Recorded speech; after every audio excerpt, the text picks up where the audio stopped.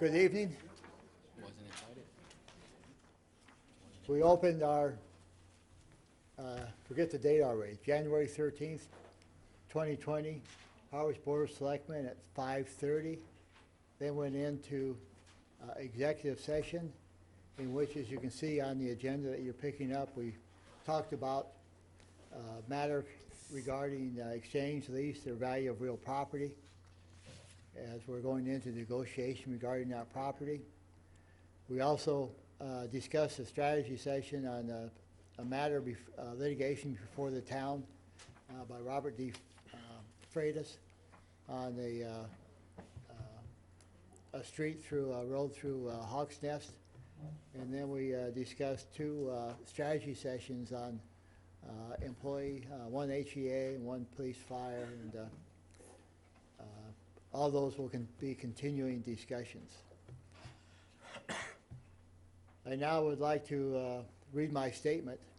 As required by open meeting law, you are hereby informed that the town will be video and audio taping as well as live broadcasting this public meeting. In addition, anyone in the audience who plans to video or audio tape this meeting must notify the chairman prior to the start of the meeting. If there's no interest in doing that, I ask you to join me in the Pledge of Allegiance. I pledge allegiance to the flag of the United States of America and to the republic for which it stands, one nation, under God, indivisible, with liberty and justice for all. Thank you. Moving next then is weekly briefing. Thank you, Mr. Chairman. First, we'll have the weekly update and 3-week look ahead for the work being done by Robert B. Auer under Contract 1, and an update from the work scheduled to be done by RJV Construction Corp. Under the second contract. For the first one, this is the weekly update submitted January 13th, 2020. 1-week look ahead for this week through the 17th. Mainline sewer crew number 1 subcontractors are performing various tasks at various locations, including testings, inverts, casting adjustments, and mandrels. That work is being done in and around Route 137 and Route 39. Mainline sewer crew number 2 continues the work on Route 137. A reminder of the late work beginning this evening through Wednesday for work being done at Joanna's Path. That's, as we talked about before, Mr. Chairman, that's where they're getting to the deepest depths of the project. The 2-week look ahead for the week of January 20th through the 24th. Mainline sewer crew number 1 still working with subcontractors, again, routes 137 and 39. And mainline sewer crew, again, still working on Route 137. Again, the work on Route 137 is necessitating detours. And the 3-week look ahead for the week of January 27th through the end of January. Mainline sewer crew, they're working Route 137 and 39, and sewer crew number 2, Route 137, with detours in place. The update from RJV Construction Corporation, they are looking to initiate their activities beginning the week of January 27th. They are planning on mobilizing, setting up, and start taking deliveries the times before then, and they have endeavored to reach out and will also begin their 3-week look-aheads in the next 2 weeks. Okay. And just to comment on the second one, I know I live in that neighborhood, and they've been out surveying the streets the last few days. So, and they will start on, I think, the last week of this month on southeast, followed by northwest, and they're about a week apart or so doing that. Any comments, questions regarding that? Moving on to public comments. Chief? Mr. Chairman, members of the board, I'm sorry, I guess this would qualify as a weekly briefing item, so maybe just back up a little bit. Dave Gilmet, Chief of Police, and with me is our candidate for Animal Control Officer. You have on your consent agenda this evening the appointment of an Animal Control Officer to replace Officer Jack Burns, who retired after 20 years of dedicated service to the community. Big set of shoes to fill, but I think we've got an awesome candidate here, Jennifer Harrington. She comes to us with an impressive resume already in place. She's already a certified animal control officer working for the town of Dennis as an assistant. She's been a vet tech since about 2013. Also experienced with Cape Cod Disaster Animal Relief Team, Response Team, and a variety of other experiences basically working with animals for the past 25 years. So outstanding candidate. She obviously shined in the selection process, which took some time, but I think we did it right. And she is our recommendation for animal control officer to be appointed by you this evening. I certainly shared your, reading your resumes, outstanding, all the credentials you bring to the system. Now, just work with all the owners, we'll be set. Okay, Ed, you had a comment?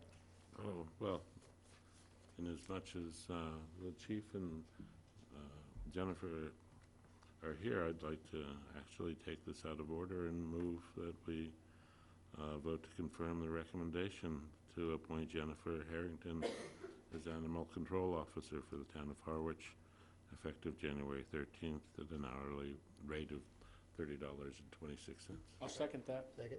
Any more discussion? All in favor? Aye. Nice meeting you. Welcome. I would like to comment. I learned just actually not till this afternoon that David Bassett passed away this weekend. He and his wife Dot were involved in almost everything in town. And just a couple of things that David was involved in was a trustee of the Brook Street Library. He was a member of the Harwich Historical Society, Friends of the Harwich Town Band, Nauset Neighbors. He was a standard, I think, in almost any get-together we had, he and Dot. So I'd like for you to join me in a moment of silence for David. And before we do that, let me just comment that there will be a celebration of life at 11 o'clock Saturday on January 18th at the Morris O'Connor Funeral Home. And so we'll give you a chance to pay respects to Dot and the family there as well. So please join me in a moment of silence.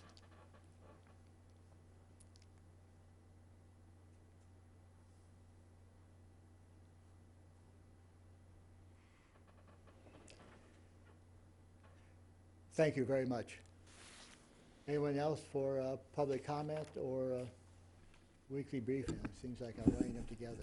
Hi, Peggy Rose. Last time I was here, it was because I was letting you all know that I was the acting director of the Harwich Historical Society, which I'm not anymore. And I have brought our new director with us, with me tonight to introduce you to her. Her name is Marie Zahn. She's under 30 years old. My God, I can hardly stand it. That's okay, she won't stay under forever.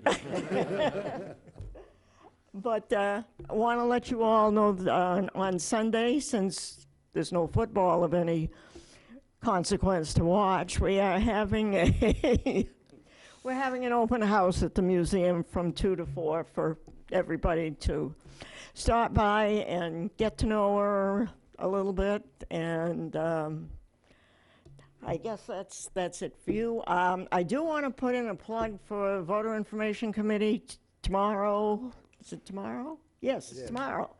2 o'clock at the library. We will be having a session with Joe and Larry, and Anita's going to be there about municipal government, and it's going to be taped, but be sure and stop by for that if you're available. And then it will be shown on Channel 18, but the real deal is tomorrow at 2 o'clock at the library in the Thornton Room. Okay. And as I said, come by Sunday afternoon from 2 to 4 at the museum. We'll be having an open house for Marie. Thank you, Peg. And with that, that's it. Anyone else? Carolyn? Thanks, Carolyn Carey. I just wanted to announce, last week I told you about some of the birthday events. I did put a flyer in front of you. gave it to the newspaper, the Chamber of Commerce. So I'm just going to announce it here because a lot of the people in Harwich, this is the place that they get their news. So I think it's important that we get as much information out as possible. We're starting on February 1st with the community center's 20th birthday party. People can pick up packets to find the fairy doors all through town. On Sunday, February 2nd, from 12 to 2, we are having our own soup or bowl party Sunday. So there will be soup, there will be bowling, there will be sundaes. That's from 12 to 2 at the community center. On Wednesday, February 5th, which is the actual 20th birthday, we'll be having a then and now celebration with thanks from Channel 18, who's put together an amazing video of where we've come from and where we are now. In addition to that, we will be having our cake contest. The public is welcome to bring in cakes. They'll be judged. We'll be serving them. And at that time, we're going to also put some things in a time capsule. We have letters for people to write, and that'll be opened in 20 years. I'll come back and visit y'all. On Wednesday, February 19th at 9 a.m., we have a kids' breakfast, and the fairy doors are due back in. And then at 6 p.m. that evening, we have a psychic, the Beantown Medium. She'll be in the gym. And on Friday, February 28th, from 6:30 to 8:30, the Sound Dunes will perform. That's always a popular event. All of these events are free. We are asking if you come to one of the events, or all of them, which we hope, that you'll bring a can donation or some kind of donation for the family pantry. We'd like to pass that along. And lastly, in February, we would like to offer for any Harwich resident who is 16 years of age or older, if they would like to stop in and see the weight room, maybe try it out one time, we will be having that so that you can have a healthy, happy birthday celebration. So that's it. And you can find all this information on the community center website, the town's website, throughout the building. And we're just very grateful for all those people who are involved in the beginning and all of the people who have come in since. We look forward to at least 20 more years. Thanks. Thank you, Carolyn.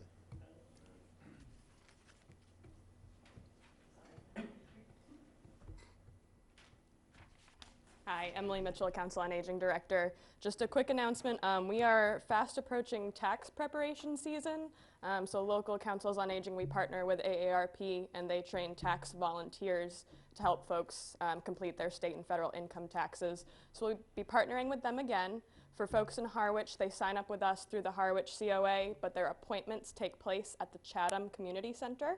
So they sign up with us, they pick up their tax packets from us, they go over to Chatham to actually meet with the volunteers. All the volunteers are trained annually with the IRS and go through background checks and that type of thing. It's a totally free service and they're offering it. It's Mondays and Wednesdays, 4 appointment blocks per day.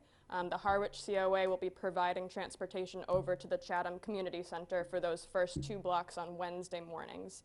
So give us a call or stop in to sign up. Get your taxes done for free. Thank you. Thanks. We still have to pay them though, right? Unfortunately. Okay. Anyone else? Mr. Chairman, if I may. Joe? This is an announcement that came to me from the town planner. It's regarding the upcoming Municipal Vulnerability Preparedness Plan.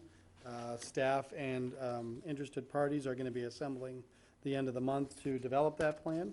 However, the town planner would like everyone to know that on the town website, there is a public survey for the town's Municipal Vulnerability Preparedness Plan, and we are looking for input from the public on what they see as critical and/or vulnerable issues facing the town now and in the future relative to natural disasters and occurrences, as well as sea level rise. So again, that's important information, so if anybody's interested in taking that survey, that will help refine the conversation we'll have later in the month, and will help ensure that we build a stronger plan. Thank you, Joe. Anyone else? If not, we'll move to the consent agenda. Steve, you want to, Don is indicating something. or to me. Don? No, he's indicating, Yeah. you don't want me to do A? Yeah, for the same reasons I discussed with I'm the sorry, chair I missed earlier. that, July 10th, Yeah. okay. So just eliminate? Just eliminate. Okay. So, Michael? so Chair, I asked Stephen to hold B so we could read it separately. Okay. Okay, consent with C. agenda, starting with item C. Vote to approve the request to close the Villa Roma restaurant for a short period, the winter of 2020. D, vote to accept the resignation of Sarah Capobianco Powell from the Noise Committee, effective immediately. E, vote to confirm the recommendation of police, oh, we've already done that? Huh, I guess we can eliminate that. F, vote to approve the request from the town clerk, Anita Doucette, to add the names of Sandra Robinson and Carol Thayer to the list of election workers to assist the 2020 election. These names have the approval of Ray Gottwald, Chairman, Democratic Town Committee, and Peter Hughes, Chairman, Republican Town Committee. G, vote annual and seasonal lodging house or inn holders license renewals 2020 as listed in our packet. H, vote annual auto license renewals 2020 as listed in the packet. And I, vote common victualers license renewals 2020 as listed in the packet. Second. Second. Any discussion? Don? Thank you, Mr. Chair. It's not that I would vote against it on this basis, but just for any business that holds a pouring license or a package store license and wants, and it's an annual license and they wish to have permission to close for a period of time, it would be better to ask for it before you've actually closed. Because it doesn't afford us much of an opportunity. And it isn't a pro forma thing. You really do need permission to close. Yeah. Ed? And if you are closing, it's for only specific allowable reasons. Right. One, for renovations and remodeling, and two, for such things as deaths in the family. And I believe the dates have to be defined, right? Yeah. Yeah, and the dates on this, just for the public, is January 5th, 2020 to the first week in March 2020, so 2 months. Yeah. Okay, any other discussion? If not, all in favor? Aye. Passed, and, So I'll read Michael, B. B and then make comments. Vote to approve 190-mile relay road race application from Ragnar Events LLC for Saturday, May 9th, 2020, start time 2:30. is there a second? Second. Is there a second, Michael? So I brought this up, I had several complaints this week asking that we ask the event leaders, whether it be in a letter or verbal, to leave Harwich the way that they found it. Specifically, clean up after themselves. I believe last year Sand Pond was left an absolute mess, trash all over the parking lot, and I think we need to let them know if we're going to continue to approve this, they have to clean up after themselves. Okay. Heard the same thing. So Joe, is We'll, there? we'll work with Joe to include that as a requirement. Any other discussion? If not, all in favor? Aye. Passed unanimously. Next to public hearings, and as is no secret, we're embarking on a search for a new town administrator. We invited several search agencies to make a presentation to us tonight. Let me reaffirm that this is for information. We aren't gathering information or making any decision right now going forward. That requires a formal request for proposal. But we have some of our members, and I thank you for attending, of our search committee that we appointed. And this will be on TV, and we have a packet of material the other search members will look at. But I'd like to get started. And Joe, I'll turn it over to you if you have any other comments. Just that we had heard from the third firm on the list, and they are unable to participate at this time. That's the Collins Center for Public Management. So we'll start then. There's representatives from Thomas Grohl and Richard White.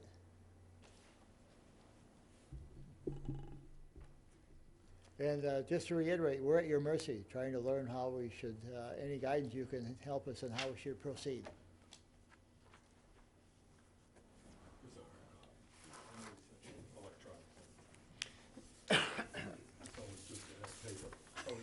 Good, thanks. See you. Thank you very much. Thank you, Joe.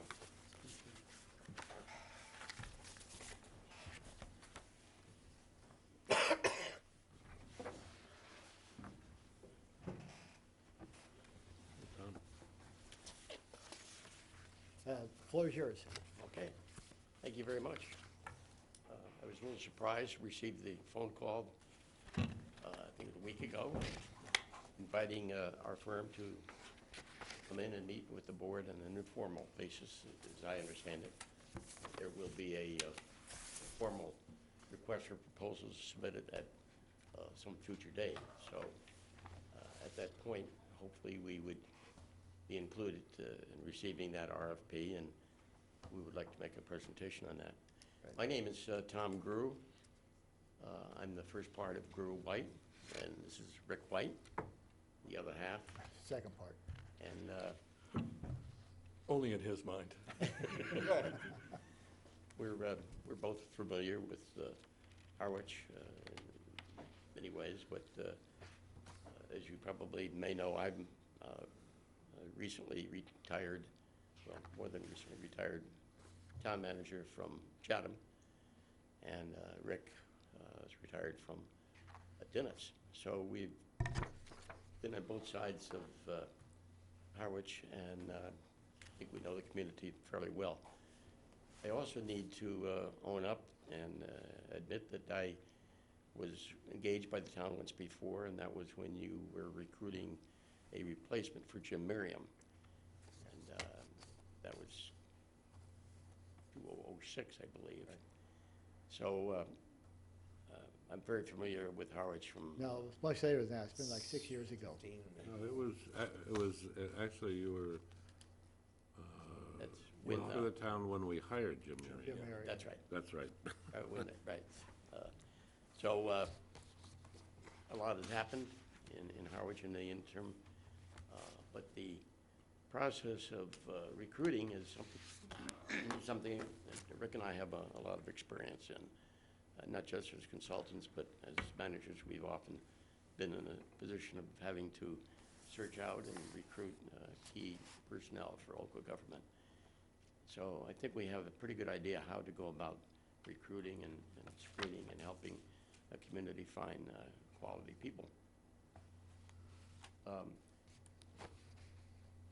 At the outset, because I've read the local papers, I want to make a point that our process, and I think other consultants' processes, when applications are received, both those that we solicit, try to encourage people to apply for a position, as well as when people just see the ad and heard about the position and apply. Once resumes come in, if we're the consultant, we make sure that the search committee, and you've already appointed a committee, search committee would receive every single resume.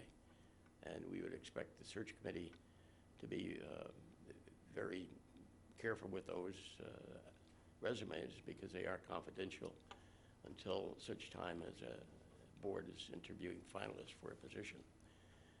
But we make an effort to assist those search committees on a thorough basis from the very beginning until the very end, and then we work closely with the Board of Selectmen. I'm going to ask Rick to add a little bit more before we do what I think we are here for, and that's to answer your questions as to how we would go about this, or how the town might want to go about it, and provide our guidance to you on that. We have a whole formal presentation, but I think, given where you are in your process and what you're searching for, Right. we'd much rather have a dialogue with you. Okay. You know, we think our process is unique. It comes with an 18-month guarantee for anybody we recommend to you, and if they don't work out in the first 18 months, we'll come back and do the search for free. If you look at our background and the recruitments that we've had, all of the people that we've recruited have stayed way longer than 18 months. They've had great tenures in a profession with a 2.5-year shelf life. Many of them have lasted, are still there, and have either gone on to bigger or better things, or are still successful in where they're at. I think what we'd much rather do is hear from you. What is it that you'd like to know about search? You know, what things do you need to hear before you start doing an RFP? How would you like us to help you, I guess, is what we're asking. I'll start then. We have we've appointed a search committee. They haven't got together yet, as I said, some are in the audience. I think, so that leads me in my question of how do you see yourself helping, getting the search committee organized and doing their, moving forward on the process, because they're really the key committee on this. And sort of related question to that is, in your past, have you had experiences where some search committees have had, that you've had to pay a lot of attention to, and others maybe you give them guidance and let them go more on their way and, you know, help them out in terms of number of hours and stuff, so. Well, our service comes, we provide full staff support for the search committee. Anytime they meet, we're there. We work closely with the chair to help organize the meeting. We'll do the agendas, help them with the posting, organize the meetings for them, prepare the materials, and even on occasion, depending upon what the information is, call specific members to try to prep them for the meeting, to give them some background on it. Mostly during the meetings, it's the search committee's show. We sit there, act as a resource, provide guidance when asked, and try to help as best as we can. But largely, when we hand you over the full file of resumes of people who are interested, we hand you over ourselves to do the staff support and provide staff support to the screening committee. But later, after the screening committee makes its recommendations, we provide the same service to the Board of Selectmen in their public process as well. Just one follow-up question. Once you get resumes, I understand that's confidential. In terms of determining what qualifications we're looking for, what's your experience in opening it, of trying to encourage public input into that process? You know, town administrator, town manager is a very visible position, so I think our intent as a board is to have as much community input into what the type of person we're looking for as possible. What's been your experience in doing that? One of the things we started out doing is to sit down with the members of the Board of Selectmen, the board as a whole and individually, to get your impression of what you think the community needs, the qualifications that you'd be looking for in the individual. Because after all, the administrator's going to be working on a daily basis with the board. And we need to understand what your goals are, what your expectations are for the administrator. And we can only get that by talking to you in a pretty straightforward way. We want to be sure that we understand where you think the town is and where it needs to go and what kind of a person you need to help you do that. Okay. As a basis, before we do that, we'll interview all your department heads. And if you look at our proposal, you'll see some synthesis sheets from department heads that give you a sense of the type of feedback that we get after we do this deep dive. We ask you to give us a list of community leaders, the informal leaders in the community that either are on other boards or have been on boards that will affect the success or failure of the next town administrator. And we will interview them, and we will do the same synthesis for them as we do for the department heads. In part of our meeting with you, we will take those two syntheses and use them as seeds for our conversations with you, so that when we do your synthesis, you'll have the benefit of all that feedback first, so that you can either confirm, affirm, or get a little distance from some of the feedback, because it is your employee. We believe in the deep dive because it's not necessarily the greatest, most qualified candidate that is successful in communities. It's really the best fit. There are a lot of qualified people, but a fit for a community is just as important. And Tom and my experience in the Cape will tell you that the Cape is a very unique governmental culture. It requires the town administrator to be accessible and have an open door policy, but also be part of the community and be known and accessible to the community. Be able to solve problems from a big picture view, but let the department heads do their job with some guidance. So sometimes the candidate with the greatest experience and the best education may not be the best fit for a Harwich or a Dennis or a Chatham or someplace like that. It's really, you know, the combination of skill sets that the person has, and we believe the deep dive we do helps out a lot. With screening committees, some screening committees that we work with had wanted more information. They've had their own public meetings, and they've advertised them in the public, inviting the public to come in and comment about you know, what they'd like to see and the skills and attributes of the next town administrator, what type of issues that they want their next town administrator to begin to address. We usually seed that conversation with a series of questions up front to get some sort of control over the feedback that we get. But you know, we've done things like that. It really depends on what you want, what the screening committee wants. We can cater and craft a process that fits anything that you want to do, whatever outreach process you want to have. Ed? Well, you, I guess, summed up pretty much what the question I had, you know, and part of your answer was that you'll interview us. Obviously, the town administrator is our employee, but we've also, I think, done a fairly good job of picking some very talented people on the screening committee because with unique perspectives on management and this town, and you know, I for one would like to make sure that they're fully interviewed because selectmen don't always get it right. You speaking from experience, Yes. Ed? Yeah, we share all of the synthesis with the screening committee, and as part of the screening process, you know, they come up with their own perspectives. They're usually the easiest because we can corral them in a public meeting and have those discussions. Steve?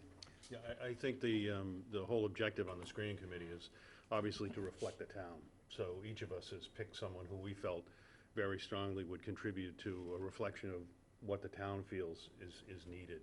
And as Ed said, the backgrounds of these individuals are really quite unique. And I think you'll find them people who are very thoughtful and will give you a good insight as to the types of candidates you want to pull out and bring before them. I think the same is true with the selectmen as well. We all, I being the shortest term served on the group right now, but I have a real sense of what I think would help the town, and I'm sure all my colleagues here do too. And I guess the question I would have too is, we've had some conversations with folks in this industry over the last month or so, just to kind of see who's out and around. And do you, and I didn't have a chance to read through all this, so please excuse me if it's already in this. Do you have various levels of service that you provide where, you go to a certain point and this is all we need, or you have a much wider menu of services? With respect to the with respect to what you do for guidance for us in your role? Okay, I just want to clear that up because we do other Yeah, no, other yeah. services. No, we have basically a single process, and it doesn't vary. Okay. In all of the searches that I did as GRU Associates and as we've been doing as GRU White Associates, I found that the only way to do a credible job is to provide the full range of services. We have a set price quote that we make, and we'll provide all the services. When you have a chance to look at the proposal, you'll see that we go from A to Z. As Rick was describing, getting the information on the town from the employees, from the department heads, from the selectmen, from the search committee, from the community. We do an awful lot of outreach, trying to attract people. That's all part of the program. There are a lot of quality people who generally will not apply blindly to a job. They need to be encouraged. In the public sector, once you announce that you're looking for another job, often your career is finished in that community. So you've got to be,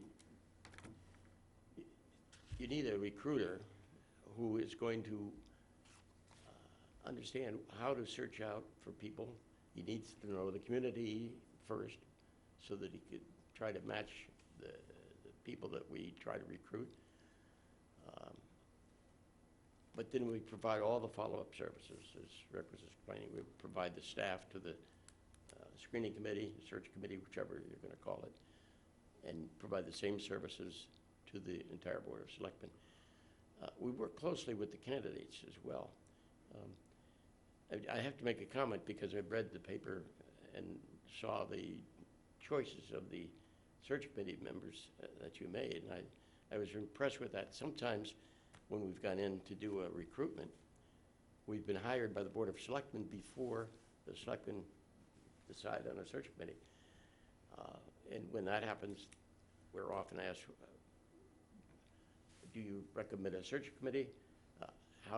Should it be composed, et cetera? And we generally recommend a committee of 5 to 7, maybe 9. I remember a recruitment once I was doing in Lexington a number of years ago, and I made that recommendation to the Board of Selectmen there, and a week later, they sent me a note saying that they had appointed the search committee of 19 members. And I shook my head, and I got on the telephone. I spoke to the chairman, and he said, don't worry, only 2 of those members are ad hoc. So the formal committee is only 17 members. And I said to myself, how in the world is that going to work? It actually worked very well, I thought.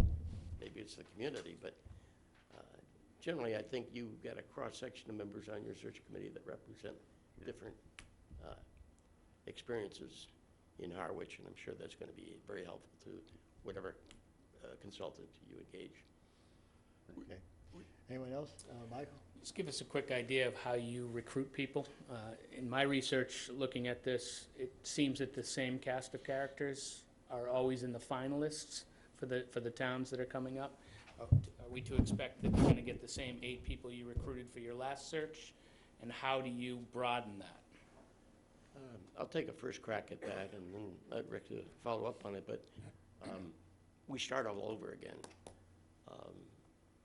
People who didn't get into the final cut in the community where we did the search before, probably, if they're really sharp, have gotten another job somewhere else and they're no longer searching.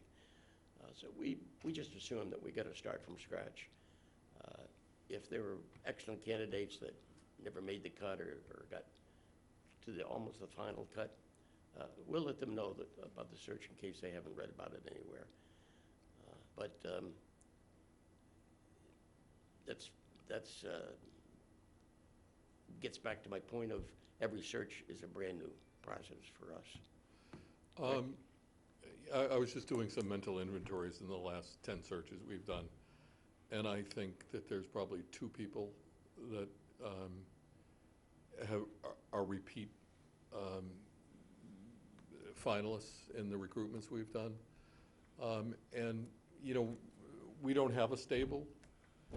Both Tom and I spent a long time in the profession, have a lot of contacts in the profession. I personally had an internship program that was well-regarded nationally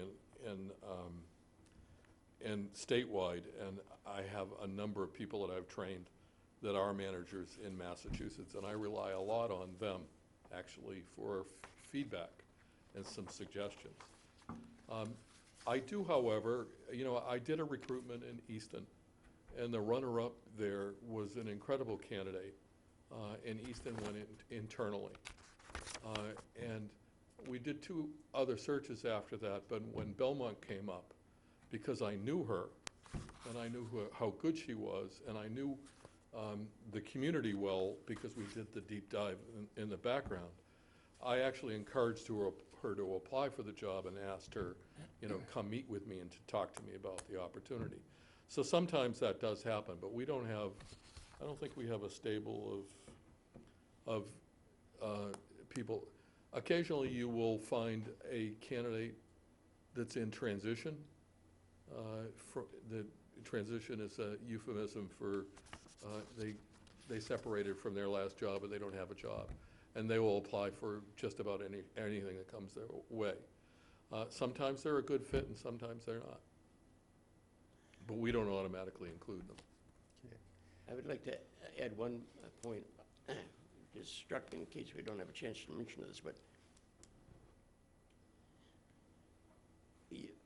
I noticed there was some concern by some of the board members about the timeline, how long it would take to do a recruitment. Now, I'm not sure the circumstances for the current administrator having the interim status into June, I think it is, or something like that. Whichever consultant you select, I would encourage you to come up with a realistic time schedule for the search, because once formal contract is signed with the consultant, they're going to be going out and making contacts.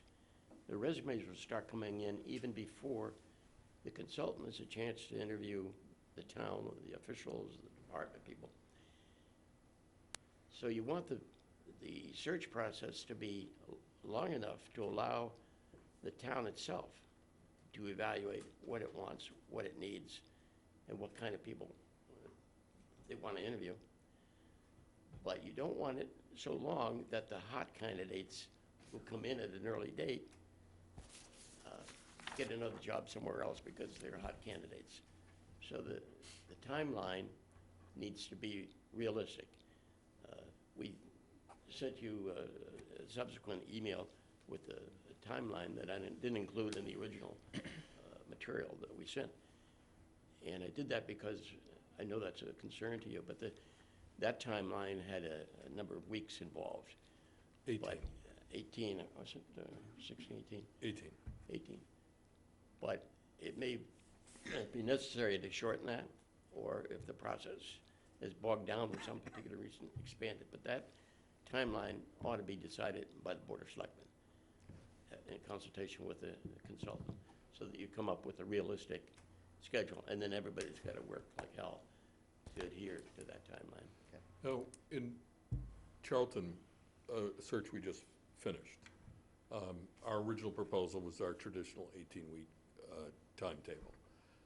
Charlton was in a real hurry, and they wanted something quick, and the selectmen met directly with the search committee with us to map out their desire to have a expedited process. So by the time I finished, or we finished the synthesis and met with the Board of Selectmen, which took about 2 weeks, we spent another 4 weeks recruiting and working with the search committee, and had a candidate in front of the board a week later. So it really took us about 8 weeks. That was expedited. I was finishing up reference checks, or we were finishing up reference checks, and sending them to the Board of Selectmen the night of the interviews. And but they were in a real hurry, and we do a very exhaustive treatment for references. We go past employers. We want to talk to every selectman We talk to employees in past communities, but we also talk to neighbors and other people. And we also, do a fairly decent, independent, and anonymous search with our contacts in the profession in Massachusetts. Michael, follow-up? No, that's great, thank you. Ed and then Don? Yeah, well, I guess two issues that come up. One on timing is one of the, been part of a number of hirings of senior managers in public government. The two here, though, in Massachusetts, the process of hiring town administrators, there's never been an allowance or a place in the schedule to, after when you get to the final interview process, for a pause before making the final pick, allowing for some personal phone calls to sort of do background checks and or a site visit to the town of, I know with school committees, you rarely hear of them hiring a principal, much less a superintendent, without doing that. And when Mr. Clark was hired, I voted against it primarily because I didn't feel I had the time to adequately consider him, and I'd like to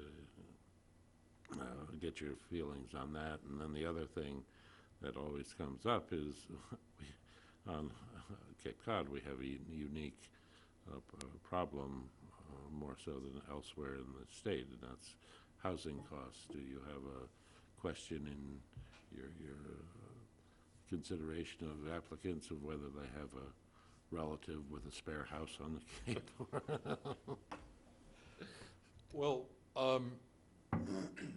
we craft a process for the community, identified by the community, not necessarily identified by us. We have actually had recruitments where the Board of Selectmen wanted to do a site visit.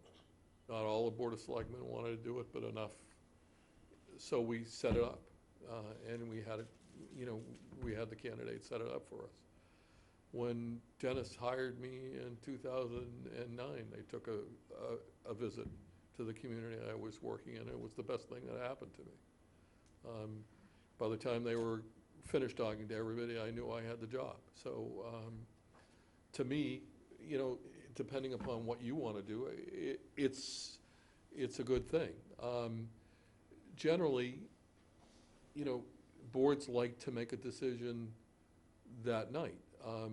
Belmont wanted to have the candidate come back for a second interview, and just the selected candidate, and have a casual conversation for them. That got me thinking about a different set of process where,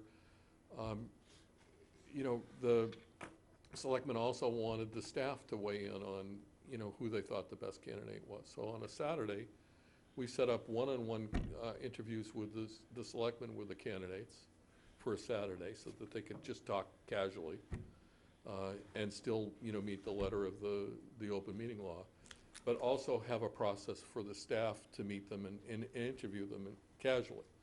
So there's any number of strategies that we can come up with to help you to do that. Our advice to you is, this is your process. We're here to serve you, and we can identify almost anything that fits your needs, as long as you trust us enough to tell you what your concerns are and what you want. Don? Thank you, Mr. Chair. Just a couple things. First is a global thought. Some of this is going to be driven by our home rule charter that requires certain things for recruitment. And I'm sure you're aware, if you've seen the charter, it takes a 4/5 vote of the Board of Selectmen rather than just a simple majority. It doesn't the other way, though. Well, that leads me into another kind of global discussion. Anybody who's ever run for office knows this. If it was a matter of the best person for the job being self-apparent, you take an aptitude test and the person who scored best would wind up with the job. It doesn't happen that way. You know, you're really hiring somebody that you're going to be living with and you're going to interact with. And that kind of leads me, because I pretty strongly feel that ultimately what we want is a leader that interacts well both below and above. And I was glad to hear you talk about, fitting in with the community as a whole. My concern is, because I've been on a number of search committees, is that some of the search firms operate as goaltenders. And because it's not a matter of taking a test, the resume portion of this is somewhat irrelevant to me, because in the past, I'm sure you've run across these people too. You wind up with a ton of people who've built a nuclear reactor in their basement out of spare auto parts, because that's what you do in resumes. You just exaggerate your skill set. I'm concerned because we've had recruitments for ATA positions where people who were outstanding candidates never got the chance to talk with somebody. So I'm more of the, I'm not as interested in what you're doing to winnow this down as much as what you're going to do to augment it so we can find the right person, because they're not going to shoot memos back and forth. They're going to interact with people. We view the applicant as our customer as well. So as an application comes in, the easiest thing for us to do is look at it right away to determine if the application has any possibility whatsoever. And if it does, we initiate contact right away to talk about interest, to talk about the person, their interest in it, the job, some of the skill sets, and to give them a sense for where we are in the recruitment and what time frame that we think they want, that we're at, or where the time frame for the recruitment is at, and then talk to them about what their time frame is, so that we have a sense for what they want, and also get a sense for what helps them feel comfortable with the search, because we want to keep as many qualified people involved in the search as possible, and we understand that as much contact and as early contact as we can get and as much communication as we can give them keeps them there, and that's the only thing that works. Okay. Yeah, just one more question. The devil's in that detail. What would constitute a qualified candidate in your minds? Because that would be, if they're not qualified, my presumption is you're deleting them from ever showing up. Where does that divide fall? Well, one of the advantages I think we bring to the process is Rick and I have, over our careers, written a number of resumes ourselves. And I have read hundreds, if not thousands, of resumes over the years. And it's amazing how poorly some people who are extremely qualified are poor at doing a resume, and the opposite as well. So we look at resumes with a real grain of salt. Rick and I look at the resumes of the candidates and exchange our views whether or not this is somebody that ought to be encouraged or deep-sixed. I'll repeat, though, that the search committee and the selectmen would see all the resumes of all the people. We do a grid that's initially shared with the screening committee on paper, identifying basic information about every single candidate that submitted an application. And we put an evaluation on it as well, whether or not we think they're qualified, well qualified, not qualified. We tell that to the committee, but we encourage the committee to look at those resumes as well and challenge us in our evaluation. Rick and I have sometimes disagreed on some candidates, and Rick will say, oh, this is a good candidate, and I'll say, it's a crappy resume, but let me look at it again, and I'll look at it more thoroughly. Often, because of our experience, we know a lot of the candidates, or we have an easy way to find out more about the ones that we don't know by doing it in a confidential way within the communities that they're in or communities they've served in before. And we also do enough of a background check on a resume to make a distinction between a lie and someone being hyperbolic.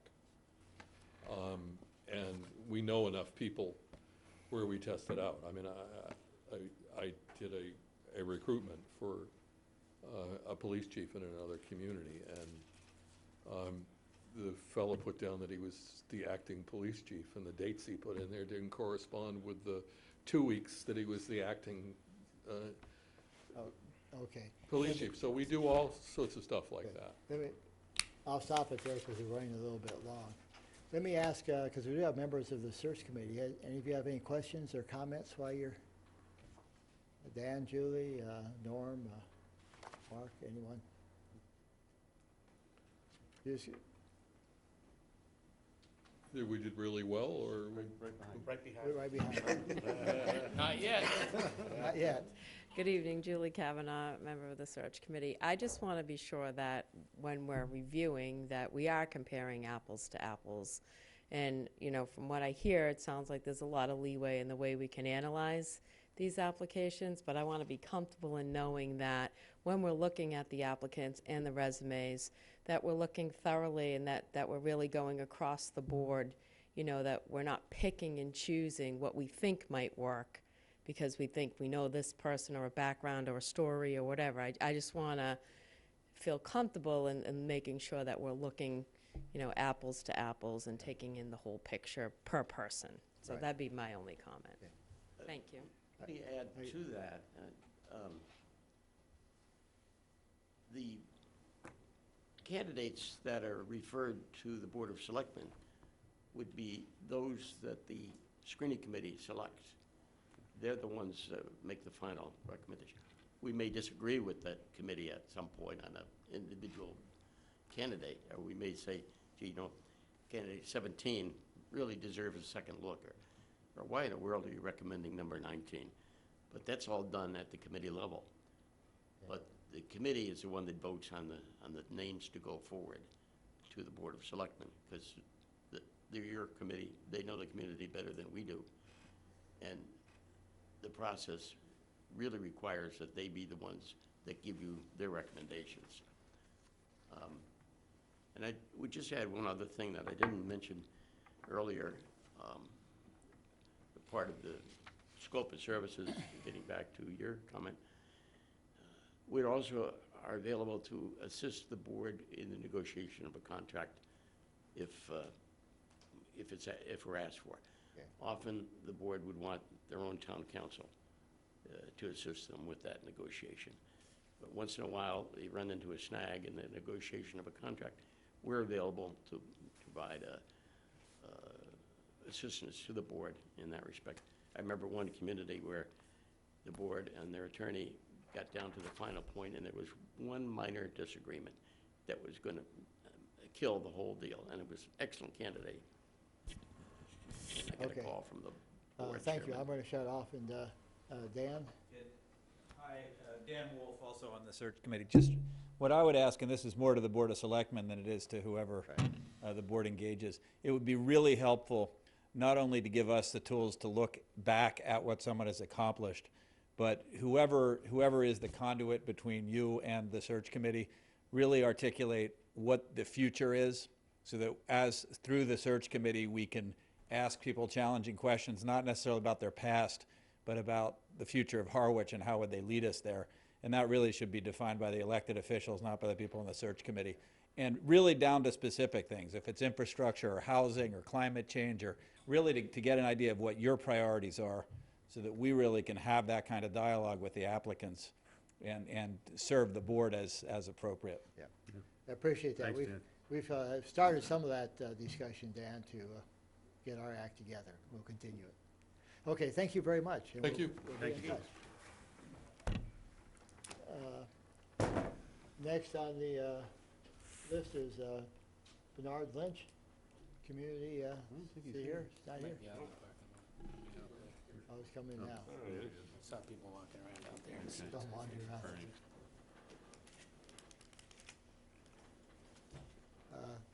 Take a seat, we are. Great, thank you.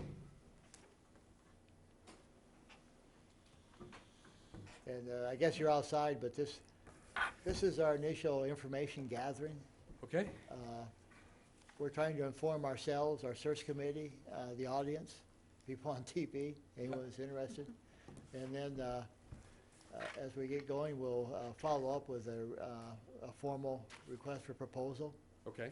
But we just want to get going now. We've appointed a search committee. Most of them are here as well, and ask some questions. So I'll throw open to you to give us some background and suggestions on where we should be going. Okay, well, my name is Bernie Lynch with Community Paradigm. I'm joined by Sharon Flaherty. This is our 6th year of business. My background is in municipal government. I was coming up on almost 40 years. I know I don't look it, but I was the first town manager in the town of Chelmsford. Was there for about 20 years, and I was the city manager for the city of Lowell for about 8 years, which may not seem like a long time, but if you know the city of Lowell, that's a very long time for the city. Back in 2014, I decided that I wanted to do some different things. I'd been a member of the faculty at UMass Lowell, an adjunct member for a number of years. So I thought I'd go off and do some teaching. I'd do a little bit of consulting and just put my hand into a lot of different things, including starting this business. And the business has grown tremendously during that period of time. Initially, it was anticipated to do government relations work and a little bit of management consulting, maybe a recruitment here and there. Over that 6 years, close to 6 years, we've become the most active recruiting firm in the Commonwealth of Massachusetts. We currently have completed, or in the process of completing, 46 manager positions here in the state. The one thing that's certainly worked to our advantage in that regard is the market. And I think it's important to talk a little bit about the market. But I'll let, that's my background in terms of municipal government and that. I'll let Sharon talk about herself, and then I'll start to talk about the market a little bit. Well, my background's a little different. I actually spent 25 or so years in journalism, covering municipalities. So I spent a long time watching various communities and the work that they did, and writing about it. I was a reporter, a city editor, and editorial page editor for a daily. So I did that for a long time. Then I went into communications and marketing after I got my MBA and worked in the financial industry for a while doing that. But I missed the watching municipal government, and so when this opportunity became available, I joined this company and was able to meld my various experiences together. So Sharon and I would be the main points of contact once you do your RFP, if you chose to hire us, but we also have a stable of other retired managers and retired government officials, as well as some other people from the private sector that work with us. In fact, we just left one behind up in Mattapoisett to get down here to meet with you tonight. I mentioned the market. It's important to note that the market for managers has become very competitive. Over the last, I had a meeting with the Selectmen's Association, I think it was last year and a half. And getting ready to speak to the association, I ran some quick numbers, and that over the last 3 years, at this point it's about closer to 4, more than half of the manager positions, and I'm using the term manager along with town administrators, almost half of the positions in the Commonwealth have turned over in that period of time. This is largely due to generational changes, the silver tsunami, Many of us that came of a certain age that worked in municipal government had made the decision to retire and move on, do other things, or just simply retire. So a number of positions have opened because of that. And then, of course, is the normal churn that takes place as people start to fill those slots. Another position opens up. And then, of course, there are other communities that have decided, either through the board or through the administrator/manager, to make a change, to do something a little bit different. So, as I say, we've been very busy. We've completed now 4 communities here on the Cape in the last year. We did Bourne, Brewster, Provincetown, and we're currently now working in Truro, so that's our 4th. We just recently were hired by Truro to work on that. Our approach, I know you just met with Rick and Tom. Our approach probably isn't vastly different if you look at sort of the process, but I'll tell you a little bit about what's different about the way we do it. We come in, we work with you in terms of identifying the type of candidate you want. We rely very heavily upon meeting with you as members of the governing board to know what type of manager or administrator you're looking for. What are the issues facing the town? Are they issues related to preservation of open space? Are there issues related to infrastructure? I know you have a major sewer project going on now. Are there issues related to economic development? Is it coastal resilience? We want to know from you what's important. We want to know from you what type of individual would be successful here in the town of Harwich. We also include in that process the department heads, and oftentimes we engage the community, either through community forums or in some cases survey work, again, to ascertain what the public wants to know or wants us to know about the community and what they're looking for. Again, we're trying to get buy-in as to what would be successful in the community. And from that, we generate a position profile. I've given you in the packet that I sent you a copy of a position profile for the town of Brewster. We also have a more condensed version of a position statement that we compiled for the town of North Attleboro. There's a little bit different amount of work that goes into one versus the other, but it gives us some flexibility for communities in terms of what they're looking for services. We use that in 3 different ways, that document. First off, it does help us understand what type of person and what you're looking for and what the issues are. Secondly, as it's most obvious, it's used as a marketing tool. We send that out to people that are interested in this type of position, or that we think might be interested in this type of position. We have an extensive network through my 40 years in municipal government. I know every manager, assistant manager, and many of the department heads here in the state, and through my involvement through the International City and County Management Association, as well as this recruiting business, we know many people outside of the state of Massachusetts. We also know a number of people through the people that contact us. We have a very robust website that we get about 4,000 to 5,000 hits a month. So people are reaching out to us because they're interested in getting into municipal government, because they're interested in becoming municipal administrators. And then thirdly, or a third way that we do it is we try to stay active with the next generation of managers. I mentioned how I know many of the department heads throughout the Commonwealth.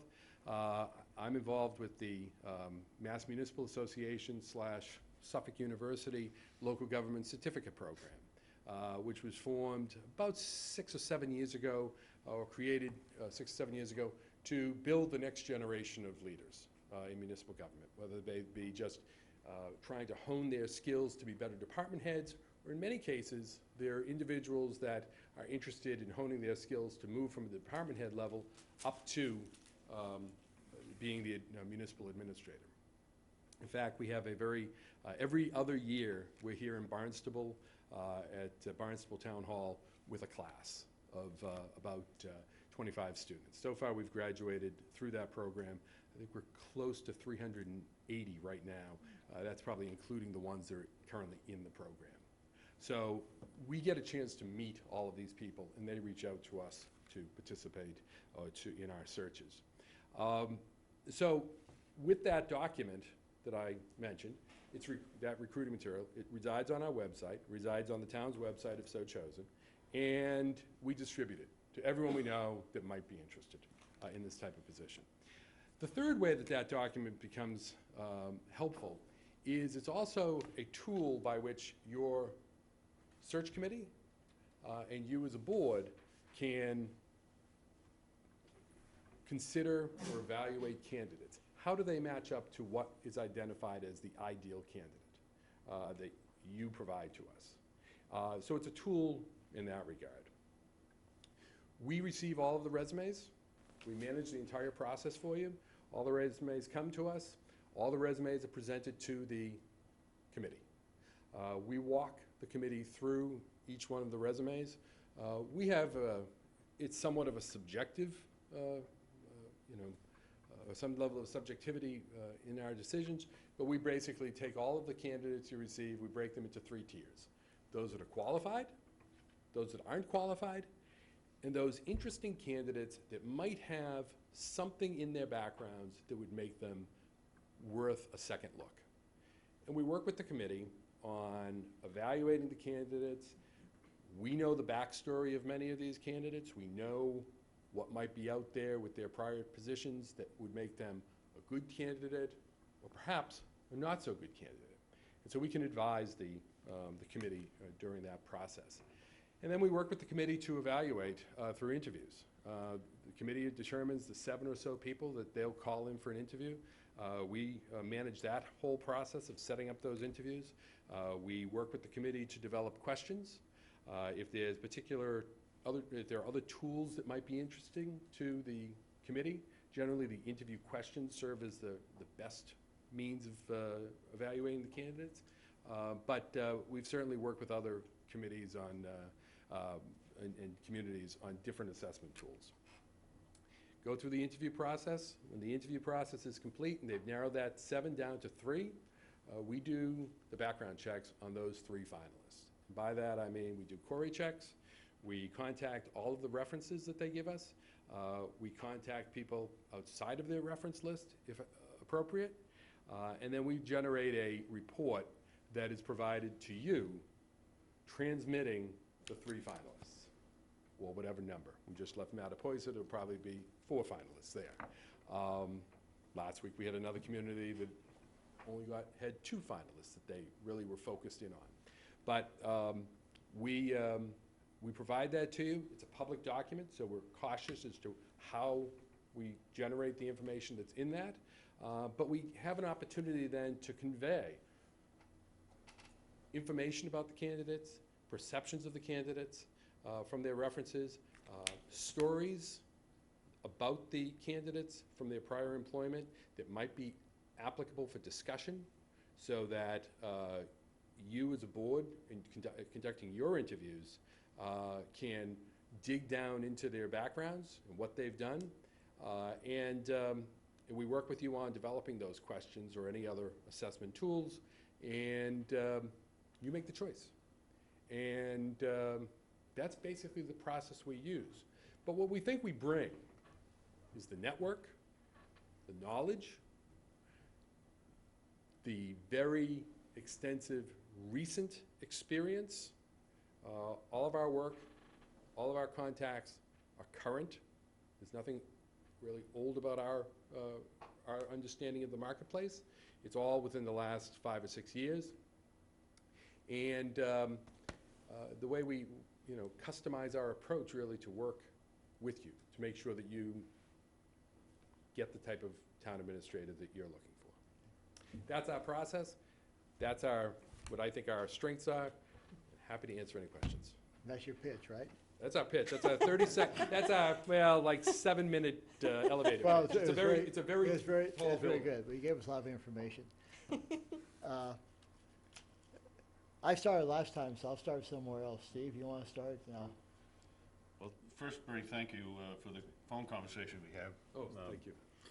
And I think one area that could be of interest here that maybe we didn't hear before is you have various levels of service that you provide. Could you just sort of describe that a little bit, depending on the need of the committee, depending on the need of the selectmen? Yes, we will try, certainly, we do customize to what your needs are. What I described as the scope is our basic scope. I'm not sure there's quite as much to take out. So for instance, I don't know if I would necessarily take out the development of the position profile. I think that's valuable. Although I suppose we could. We could just say, okay, you go off and you find the candidates and we'll sit down with you and help you evaluate them, we'll help you develop the questions. I guess the answer to that is we could strip out almost anything. I wouldn't necessarily recommend it because I think each of the steps that we use along the way is useful. What I do think we're good at customizing is sort of those steps that might go beyond. And you know, you might say, well, we like the idea of some type of document that presents the information we want, but we don't need the full-blown position profile. We could go with something a little bit less. But is there somewhere else that you could help us in a different way? So, for instance, in the town of Amherst, when we did that search, that community was very interested in having a full immersion day for each candidate. So we had 3 candidates. They each spent an entire day within the town, meeting with the board, meeting with various department heads, getting a tour, meeting with some residents, meeting with some business people, holding a community forum, and then a full interview before the board. We also did for those candidates what we refer to as our portfolio exercise. We've done essay questions for candidates before. We've given them a question or a battery of questions and said, okay, give us 2 paragraphs on each one of these questions. I happen to think those were of somewhat limited value. We've done it because a couple of communities have asked for that. What we do with the portfolio exercise is we ask each of the candidates to present to us or provide to us a piece of work that they've done in a prior community or prior organization in case they haven't been in municipal government before, in which they are making a proposal to a town meeting, a board of directors, a board of selectmen, and we get to see what their work product looks like. And beyond that, we also have them present to the board so that you get a sense of their presentation skills and their, when discussing the project, the way their thought process works. And then the outcome and what they've learned, which tells us a little bit about their self-awareness of what they might have learned as a result of that. So we've done things like that, and so Amherst is a full-blown. We did something somewhat similar over in Brewster, where we had each of the candidates come down and spend, again, it was a full immersion day. They actually, as I look back now, they did that day of touring, meeting department heads, and they also met with each member of the board for a 15, 20-minute spot, just to get a sense of who the candidates were before they came in a couple weeks later and did a full interview. So that's when I say we customize. Now, again, if you came back to us and said, with your RFP, and said, we don't need you to do X, Y, and Z, you know, we'd certainly consider it and whether to propose. But it's important for us, obviously, to have it be a successful search. Sure. So everything we include for a reason, but there's ways you can strip out some and add in others, and we'd be willing to talk about that. I just had one other quick, Larry, if I could. Is the Cape more challenging to find good candidates for? I mean, you've had 3 pretty high-profile searches in the last several months, whatever, Right. Warren, Brewster, and Provincetown. Yes. And, you know, I just get this feeling that it might be more challenging to find candidates, good candidates for the CAPE positions. Is that true? Is it, you know, is that? I'm a glass half full kind of person. So, you know, Bourne obviously is Cape and not Cape. Yeah, almost. So that makes it a little bit, that one might be a little bit easier. And we had some very good candidates there. Provincetown has its own culture that, and experiences that might have made that one a little more difficult, but we had 40 some odd applicants. That was one of the, I always tell the story that Amherst had the most applicants we've ever had. They had 80 applicants for Amherst, 40 of whom thought that they were applying for the town manager position in Amherst, Ohio. Because Indeed.com picked it up and posted it as Amherst, Ohio. I will say that none of the people from Amherst, Ohio were qualified to be a town manager anywhere, but they were, but in any event. Provincetown had we did have a good batch of candidates. Yeah, I mean, and some unusual ones, which, you know, I mean, that you wouldn't normally see in a search. Right. Who had backgrounds that were just these, you know, very unique backgrounds. Yes. Although you picked Charlton. Yes, the board felt very safe with that choice. And it's interesting because, you know, it's really what fits for the board at a moment. So for instance, last week we did 2 searches, or we completed 2 searches, both of whom chose out-of-the-box candidates. Both chose military people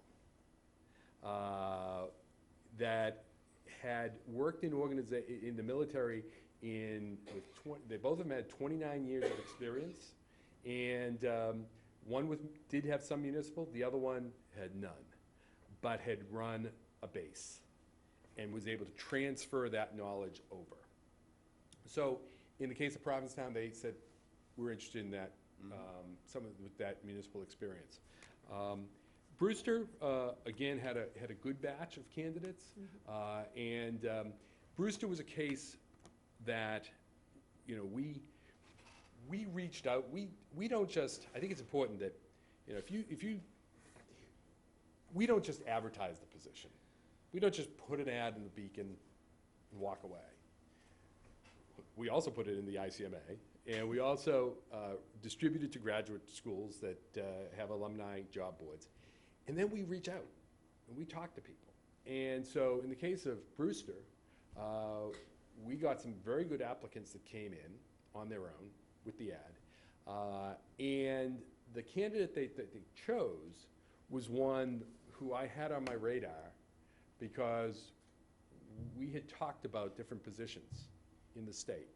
And I hope Peter doesn't mind me saying this, but he told me, he said, if Brewster opens up, that's a job that I'm really interested in. And so when we were hired by Brewster, I wasn't even out of the parking lot of Brewster Town Hall, and I had him on the phone. So, you know, I don't know if it's more difficult. More challenging, frankly, is the western part of the state. That's the most challenging part. And it's almost getting tougher too up in the greater Boston area, believe it or not. I mean, we've had some successes up there, but that's where the turnover has really, when you think about Massachusetts, if you think about Winchester up at Route 93, out to 495, that 93 to 495, going all the way down to Norwood, and that straight sort of line, I think every community in that belt, with the exception of Needham, has turned over in the last 3 years.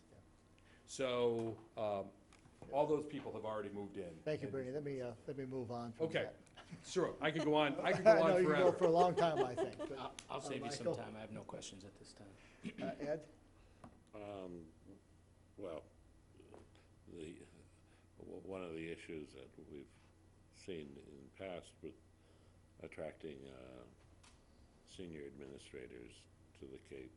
Everybody thinks they love to live here until they look at the housing cost. Right. You know, which is always an issue, but,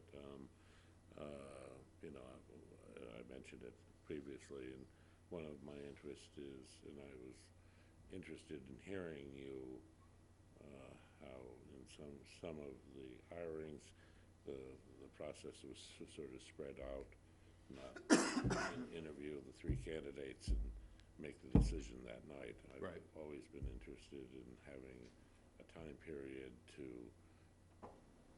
look at things separately and even to the extent of potentially doing a site visit. Right. Site visits, I don't think, site visits aren't as useful as, site visits for them to come here. Yeah. Site visits to go out, I don't find them to work that well. Although we did in one community, they wanted site visits, and they actually met the candidates there, and the candidates took them around and showed them projects. Blind site visits where you just show up, you don't know who you're talking to. You could be talking to someone who, you know, couldn't stand because they didn't give someone a job. Or you might run into someone whose relative did get a job, and therefore they're going to speak highly. But those site visits, the other problem we run into is that site visits, sometimes candidates have an issue with that because their employer doesn't want, they're not happy that they're leaving and doesn't want someone from the outside. It's like someone from Apple saying, you know, we want to go over and see the people at Google before we hire someone. So we can work on ways to make that work. No, I just look at schools. You rarely see a school committee hire a principal or a superintendent without having. It's part of their culture. Schools always do that, but the rest of the world doesn't. Don? Thank you, Mr. Chair. I have nothing. No, I think it was a good presentation. I did like the aspect of, I know we have to, and one of our search committee members, Dan, is pointing this out too, we have to define what you're calling our position description or what we're going forward. And that's a good idea of having help. We've got some ideas, but to formate that so it makes sense, I appreciate that. Sure.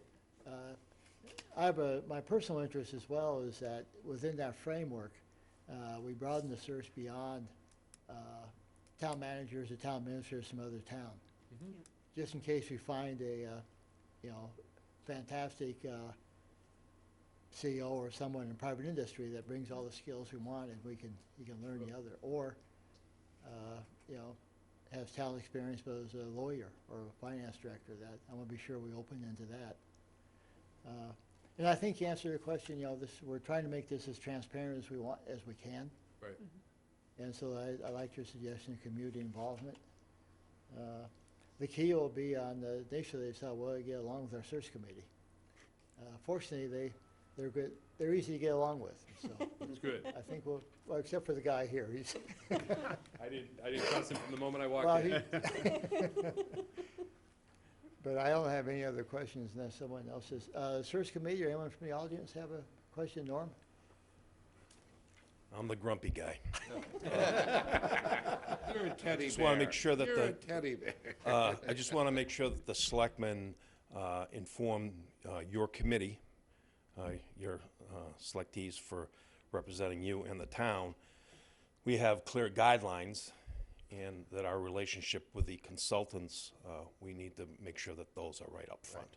Right. Okay. We know, I think you've got a pretty strong-willed committee, a very dedicated committee, and independent thinkers, and I look forward to working with consultants. Okay. Oh, boy. Smile when you say that. Don't pay attention to him. He's a very easy guy to work with. I'm sure he So is. But we wouldn't have picked a search committee that we didn't feel each of them had their own ideas and can bring something to the party. Right. And if they're not doing that, then we'll probably look at another How many search members of the committee. search committee? Five. Five. Good number. And so I'm pleased with that. Any other comments, questions? If not, thank you very much. Thanks and so much. Thank you. we'll be in Appreciate the touch. opportunity to come in. And thanks for making the trip down. What's your timeframe for, Well, I put together a proposed timeline. What my fellow selectmen said was a bunch of crap. It was far too aggressive. okay, And so we'll work on a renewed timeline that I get a better feedback. okay.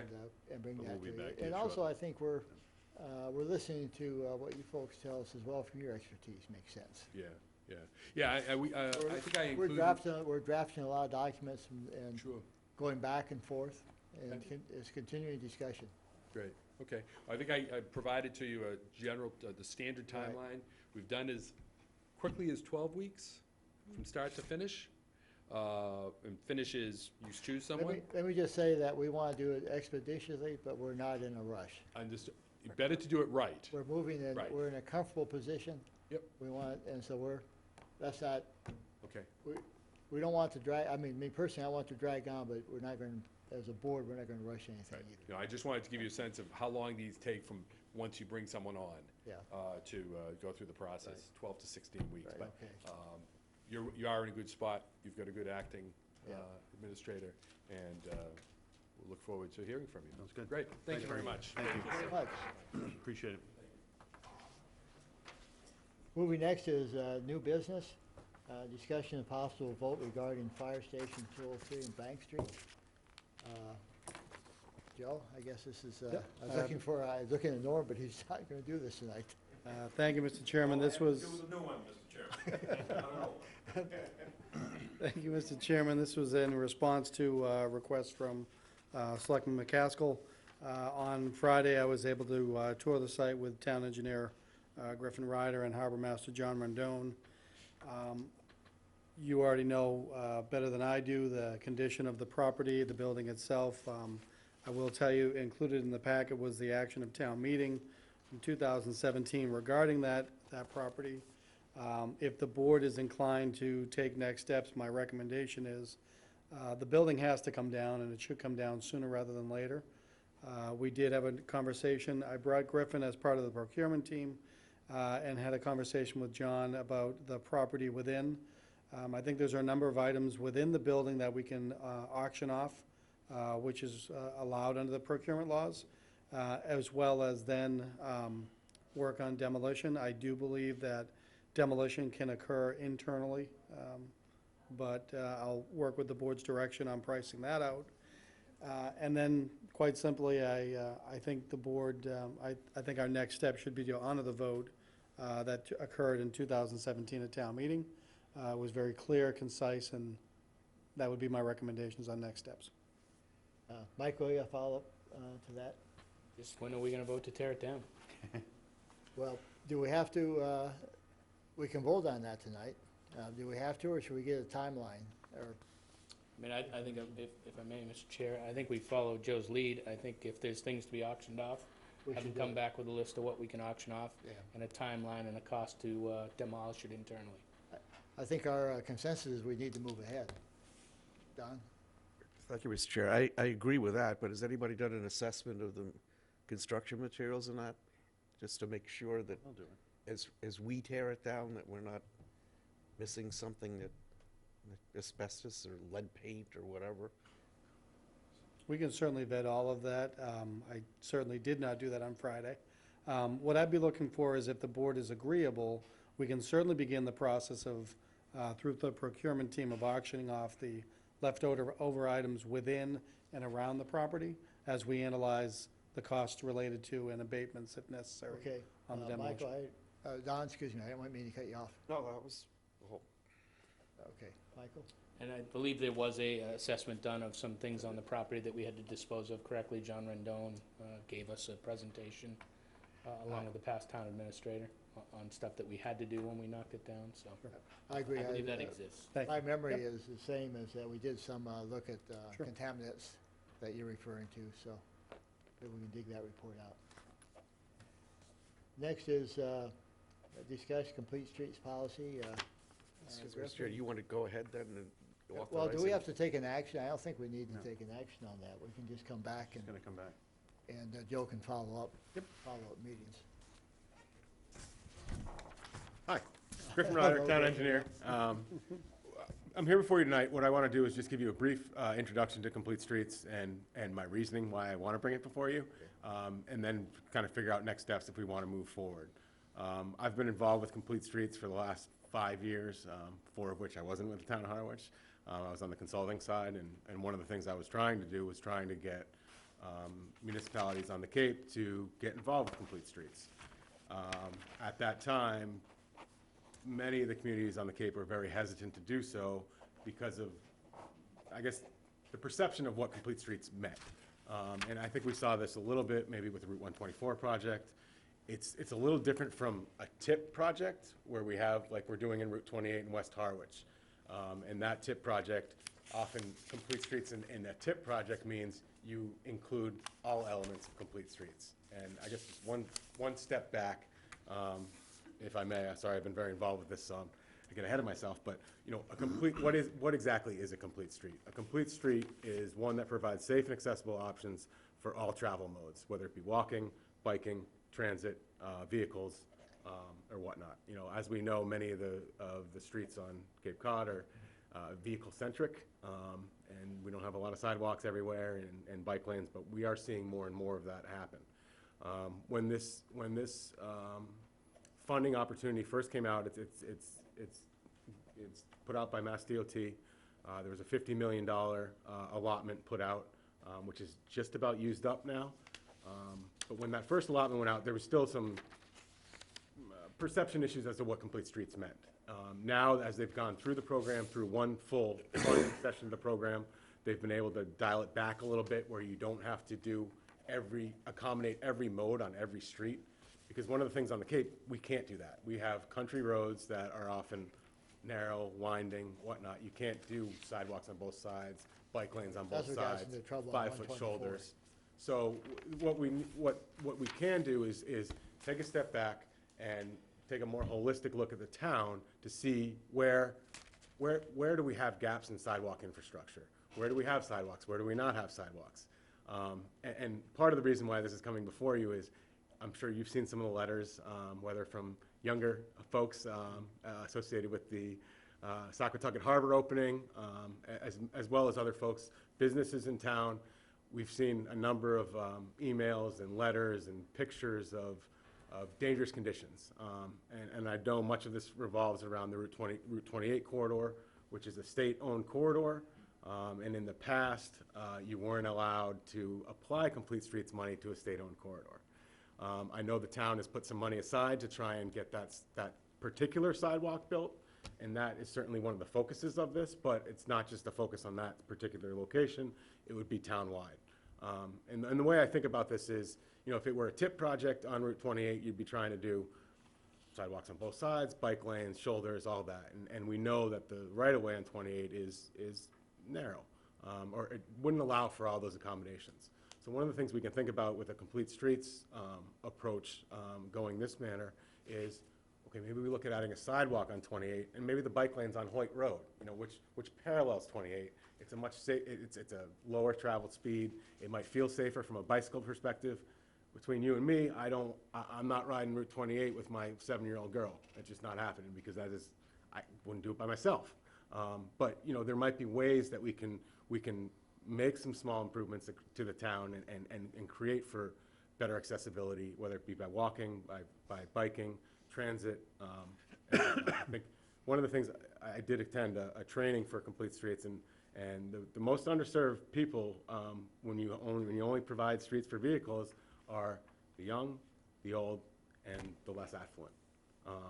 So I think there's an opportunity to help out folks in our town to meet the goals of some of the folks that we've heard from, whether it be the younger residents or the older residents or across the board, in getting things done. So what I'd like to do, and some of this came about through discussions with Dan Gates, who works for Governor Baker's office. He was at the Seaport Economic Council ribbon cutting.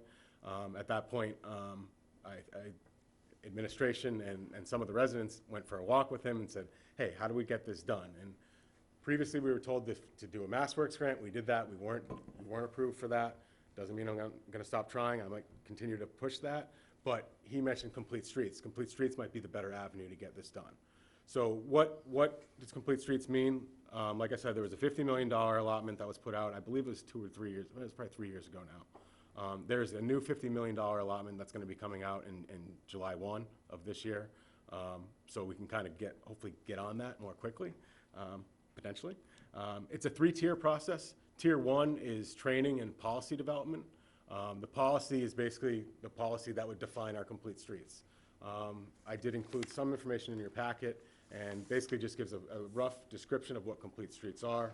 It also gives a snapshot of towns on the, I was focused on the Cape. It does include the entire state, but I was more focused on the Cape just to show you guys that there are towns that are coming on board on the Cape. Sandwich has an approved policy, a prioritization plan, and projects in place. Mashpee has a policy in place. Eastham is working on a prioritization plan. The town of Brewster just a couple weeks ago adopted a revised policy. So towns on the Cape are getting on board because I think there's real money there, and it's real money that we can really use to make a difference in our town. So the Tier 1, like I said, is Complete Streets training and policy development. You have to apply to go to the training in order to move forward. I went to the free training in December. It was a very good training, and that's sort of got me excited about this opportunity. The next step would be policy development, which there's 2 ways we can do this. You can go Tier 1, Tier 2, Tier 3. You can also do it where you do Tier 1 and Tier 2 at the same time, which might be might be better for us to do because the prioritization plan, you want to have that done by, I believe it's September. I included the schedule in here as well. But it's towards September or end of August. So Griffin, if I can interrupt you on that, Yep. we've been talking for as long as I can remember, trying to find a way to get from Harwich Center to Neil Road and Red River Beach Yep. and those areas. And reasons you stated, it's hard to get over the brook there. Right. But you're saying we have to have a policy town-wide before we can apply for, or can we take one area at a time? You can't, so just entertain me for 1 second. So Tier 1 is the training and the policy development. Tier 2 is the prioritization plan development. In order to get funding for construction projects, you need to do the prioritization plan. And that needs to encompass your whole town. You can't just focus on one area. You look at the whole town, but then you assign priorities. So our priority might be that area, but we also need to look at the rest of the town. If I may, then I'll let you continue. Just looking ahead, we need to relook at our comprehensive plan. Yep. Which I'm sure won't be done by September. Now, can we draft a policy and then move that into comprehensive plan as we go forward? Because somehow they should mesh. I think so, and I have had some initial conversations with Charlene, the town planner. I've also had some conversations with the DPW because I don't want to be up here by myself and chasing something that they don't want to go after. Charlene's very, very enthusiastic about the process. And I Well, I share enthusiasm. I just want to be sure we're in line. But yes, no, we would have to time everything up and make sure that the policies do work in concert with one another, because we can't have something, counterintuitive to another one. The real thing here is for Tier 2 to do a prioritization plan, you can get up to $38,000 worth of funding for Tier 2. It used to be $50,000, but communities weren't using the full 50, so they brought it down to about $38,000. So that's real money that we can get to help with our prioritization plan. Then moving towards construction, you can get award up to $400,000 in construction funding. So I'm just trying to find ways to get more money, to get more done in town with expending less. Thank you. Yeah. I could talk much longer about this, but that's really the gist of it. What's the action we need to take then? Would you want me to start putting a policy together? Sure. There's a number of towns on the Cape that have policies. They're all available. I would work with the DPW and with the town planner to develop that and then present it to you, get your input, and kind of go from there. That seems a simple answer, but Michael? Yeah, I would say, who else are you going to work with on this, Griffin? Is this going to be just a town thing, or are you going to use, I believe Brewster used the Cape Cod Commission. Steve Tuffer did a presentation to the... I would definitely want to engage them. I might reach out to other consultants as well. I've already met with Green Seal Environmental. They're doing the plan for Halifax. So I've met with them. VHB, I know they have The portal actually sits on their server, so they're very in tune with it. But the Cape Cod Commission, being local, I would certainly want to involve them as well. Okay. Michael? I bring this up on a lot of things, but also the county. Is there any money available from the county to put this planning together? I know we put a fair amount into the county, and we don't take much out. That's a good question. I'll have to, well, if, one of the things I wanted to present this to you guys tonight, see if you're engaged in, if you want me to move forward with it, and then I want to go do my legwork and see where I can get help, how much it's going to cost, and then come back to you, you know, with a policy and you know, more definitive steps to move forward with. Joe, comment? Just that Griff has been doing great work on this. He has done quite a bit of legwork. He found the free training. I think he was able to get into last minute where other towns weren't, so I think he needs to be applauded for his initiative, and you can see his enthusiasm, But you went for a good which walk. is and got infectious. So. information, There you go. right? Don? Thank you, Mr. Chair.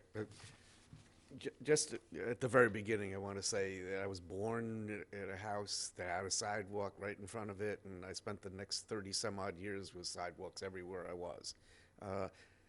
That having been said, is the objective here to put a sidewalk on every public way, ultimately?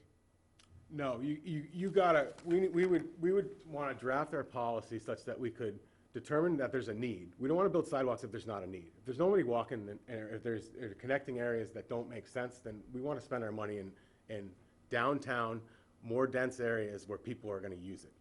So that would really play into the prioritization plan, you know, where we'd focus on the more heavily traveled roadways, where we know we have walkers, and trying to do it in that manner.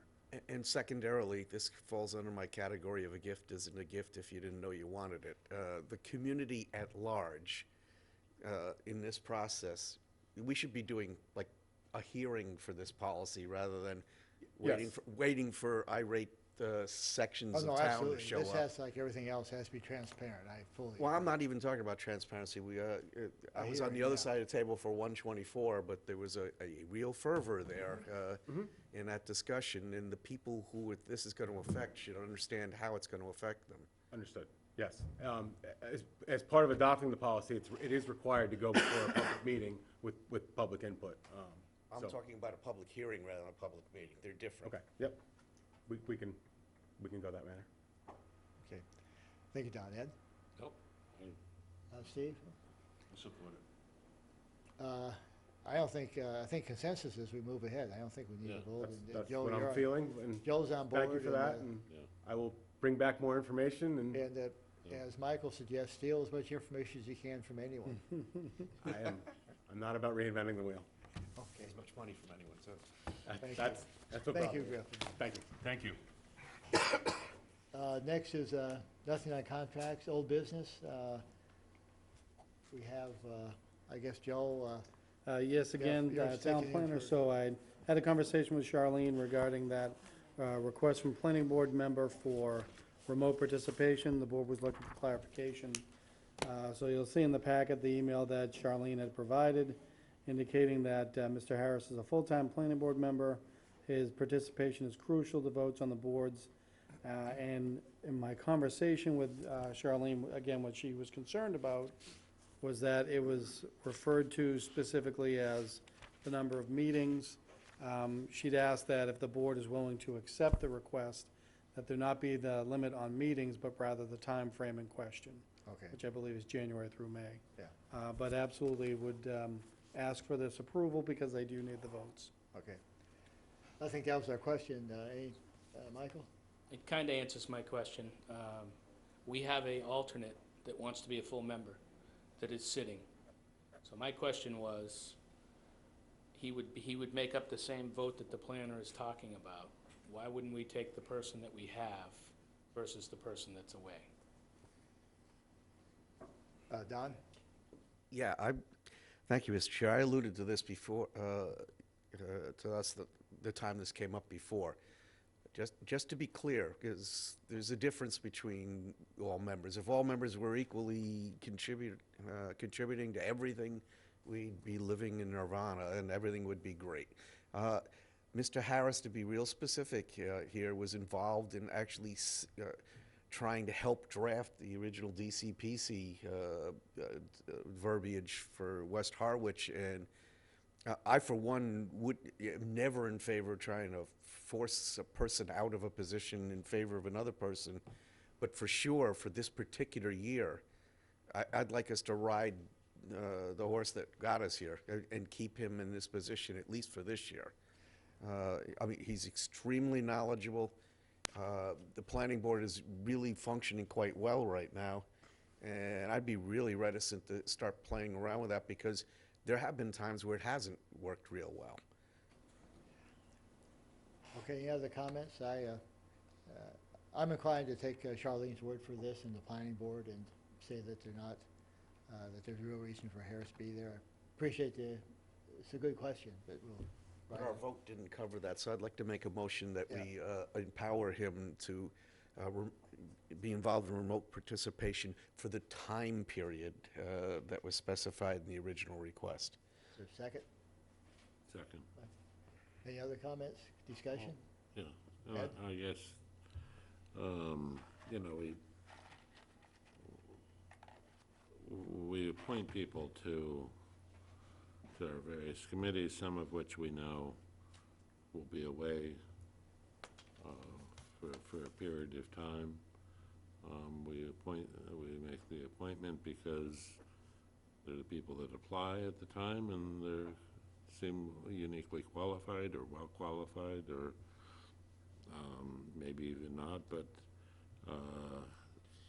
we knew that they would be away at the time we accepted them to begin, and you know, just because we have another applicant who's going to be here year-round, you know, to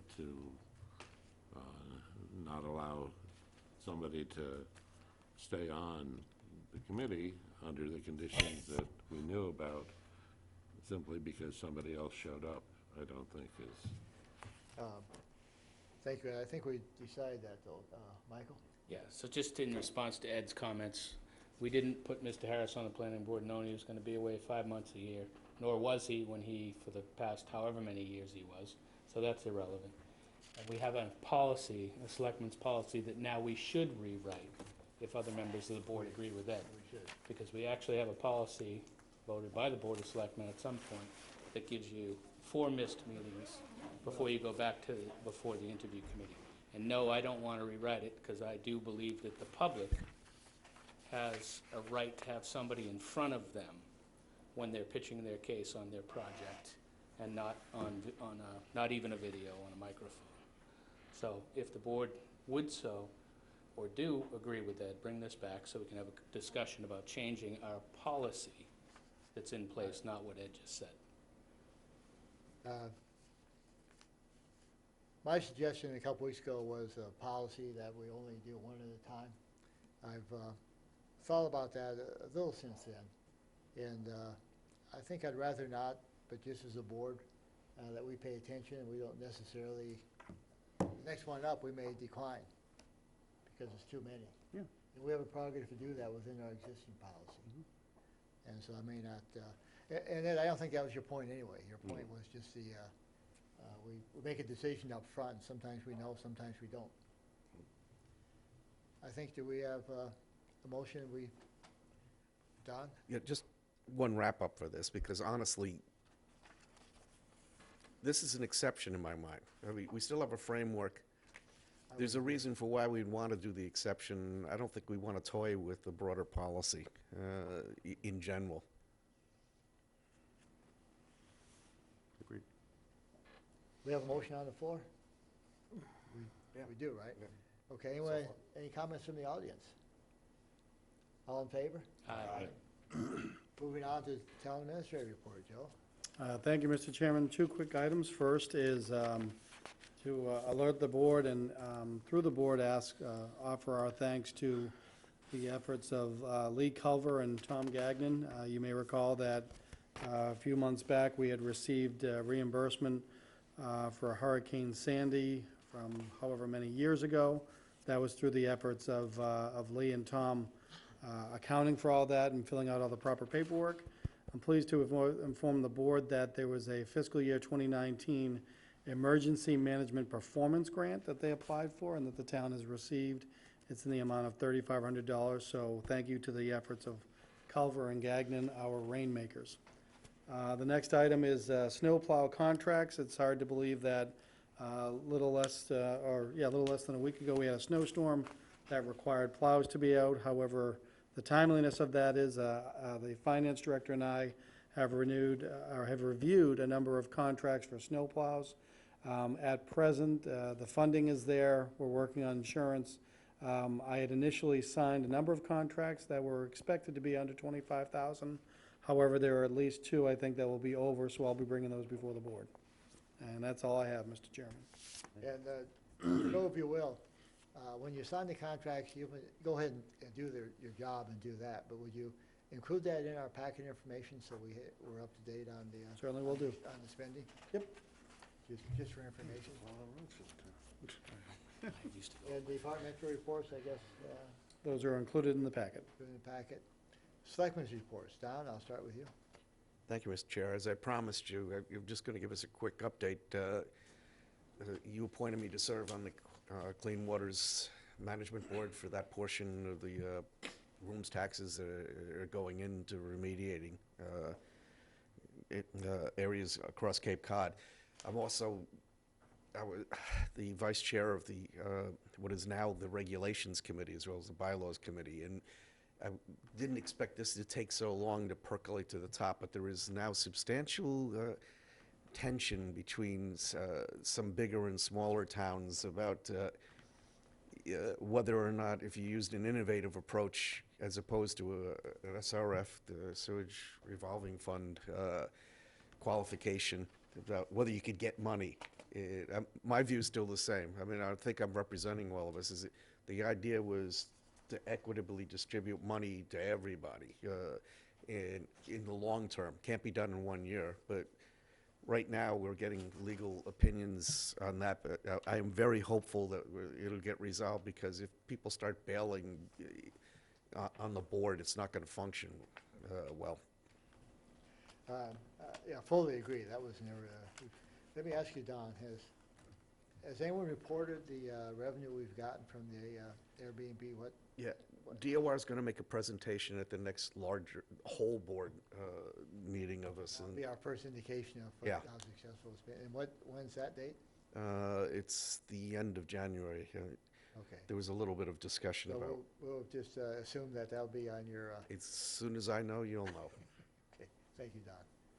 And thanks for serving on that. That's we're not going to see eye to eye, I'm sure, with all the towns.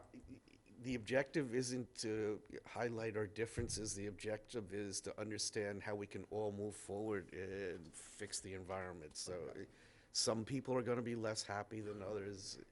And ironically, even though I may get the rap of being the disruptor here, I wound up playing the UN Secretary General there. I may need a second opinion on that, but we'll... We're still talking, so that's good to say. Okay. I want to see the video on that one. Ed? No. Michael? Just a reference to a conversation I had with Joe today, Garden Club, Joe. There was an email circulated quite some time ago, several weeks ago. We were sent a letter, the Board of Selectmen, by the Garden Club asking us to host a spot for their fertilizer for pickup for a week or whatever. If we could bring that back next week. Joe, I know you said you were working on it. Yep.